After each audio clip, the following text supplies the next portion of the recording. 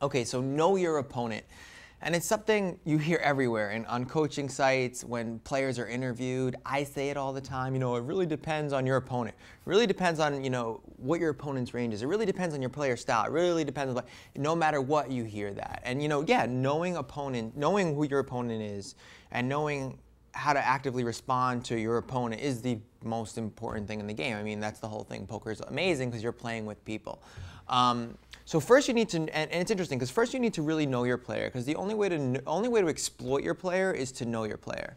So people always talk about know your player, and I kind of wanted to discuss really what it is to know your player. Like what does that mean? Like and I say it a lot, and I really thought about it. It's like there's so many different individual variables, and I know some of you guys are not so experienced with the game, so just kind of wanted to go over with this and understand that poker is a game of incomplete information. You never really know 100% of the time that you're right or not. But the whole point is the more you pay attention and the more you actually dedicate yourself to thinking about these pieces of evidence or thinking about this information, the more likely you are to profit. So you're not right all the time, but if you're right 80% of the time, you're going to make a lot of money playing poker. So it's an important thing to consider. But let me explain. So what exactly it means to know your opponent. And I wrote some of these things down just kind of to go over it. But I guarantee you I missed tons of them, and I guarantee you I missed different ways of combining it. Like, you can look at online at a heads-up display. Some online players have heads-up displays with the most complex things you'll ever see,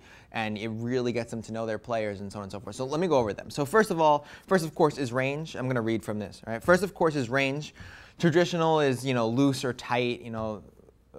Commonly referred to VPIP and PFR and all those things. But really what's important is the variables that cause your opponent to range to narrow or to widen, right? So are they positionally aware? Is their range really wide on the button, but is it really tight under the gun? Or is their range really wide against certain players and not wide against others? Because all of a sudden, that's a way to exploit. So let me explain. Like if you found that you're on a certain opponent tending to really widen their range when a certain player was in the pot, then you can use that information to exploit that opponent. So you can constantly re-raise that opponent because you know that that opponent only wants to exploit the other opponent. So it's things like that that pay attention.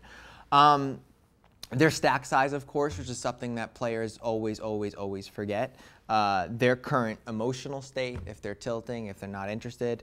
Their level of aggression with a specific hand. Some players are overtly aggressive with hands. Like I tend to see, well, ace, king, like they don't know how to play it, so they tend to be a lot more aggressive in that. How often do they limp and what part of their range are they limping with? How often do they raise and when they raise, how much do they raise? Does their raise size correlate with hand strength? You beginner players do this all the time. They'll, raise with a certain subset of hands with like aces, and then they'll raise a certain amount with aces, raise a certain amount with jacks, raise a certain amount with tens, and after watching a long time, you can figure out what they do.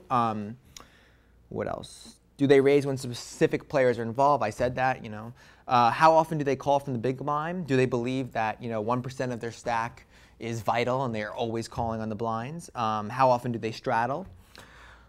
Now comes like the post-flop stuff.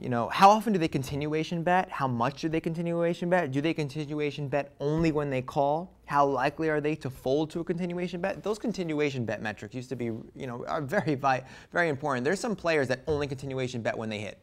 So they only continuation bet when they hit the flop. If they don't hit the flop, they check, and you know that you can continuation bet them probably like 90% of the time and make profit off of that.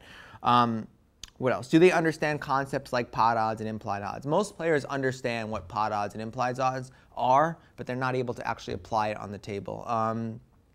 Do they call out of position too much and fold to 95% of continuation bets?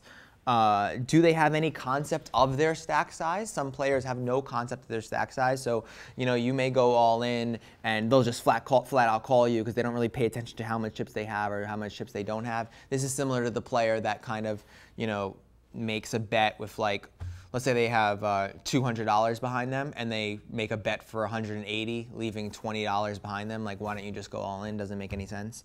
Do they frequently think they are getting odds to call pre and make really big mistakes? So this is one of the big things that you'll see is that, oh, like, three players in the pot and they're like, oh, I'm getting odds, and they'll call. And no, you're not, dude. You're not getting the odds at all because based on the other opponent's stack size and based on all the other variables, it's actually not a profitable play, but you can use that in your advantage.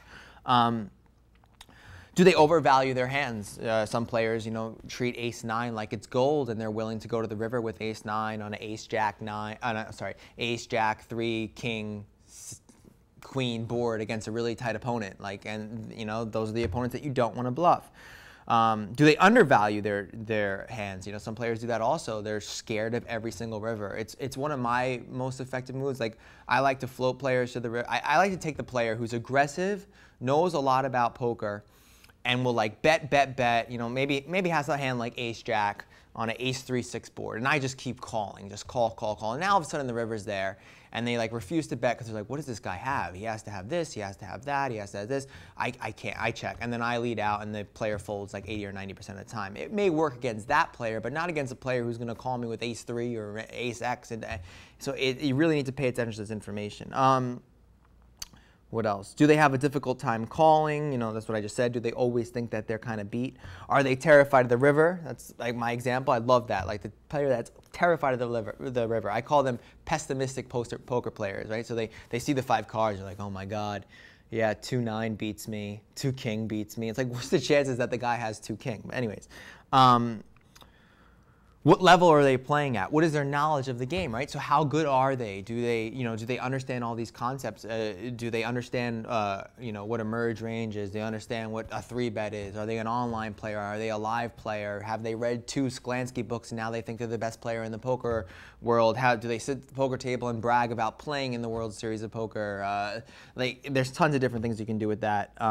How good they're applying that knowledge is obviously the second thing. So how good are at applying that information. Are they experienced?